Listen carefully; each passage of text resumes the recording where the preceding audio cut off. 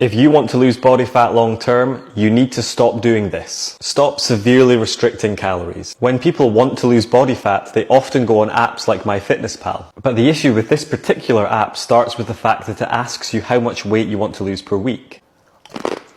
Naturally, most people select the highest option, which is a kilogram or 2.2 pounds per week. In order to achieve that rate of weight loss, you need to drastically reduce your calorie intake. 1200 calories per day seem to be the most popular targets that the app gives you. While this puts people in a calorie deficit, which you need to lose body fat, it's an unnecessarily huge deficit. Your diet doesn't need to be this restrictive to be effective. In fact, all this does is guarantee extreme hunger, fatigue, and misery. When your energy levels are so low from ultra restricting the amount of calories you eat, it's a natural reaction to want to eat a large amount of calories. Usually the combination of sugar and fat provides fast digesting, dense energy that our body tells us we need. Say hello to an entire packet of donuts and 1,000 calories. Or this pack of biscuits, which amounts to 700 calories. You want to eat these in abundance because your body, in the quickest way possible, is trying to make sure you don't starve. That coupled with the fact that these things taste amazing. This is one of the less psychological causes of binge eating. It's kind of like your body's playing catch up on energy and satiety. How many people do you know who eat ultra restrictive, miserable diets from Monday to Friday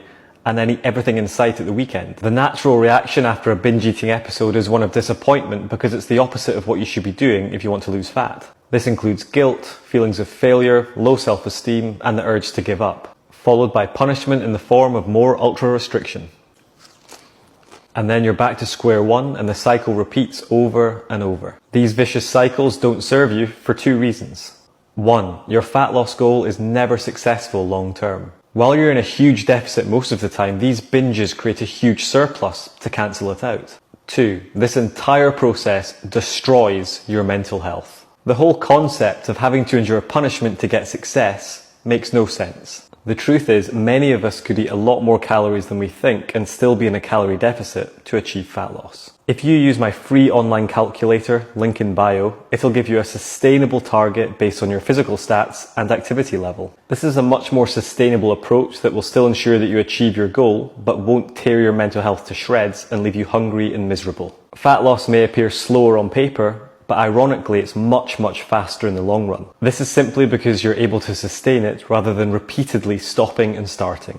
You're also more likely to enjoy it if you don't feel hungry all the time. And if you enjoy doing something, there's more chance you'll stick to it. Hopefully this video reassures you that you don't have to take your mental health on a roller coaster when trying to lose body fat, and that slow and steady is a much more intelligent approach. Until next time then.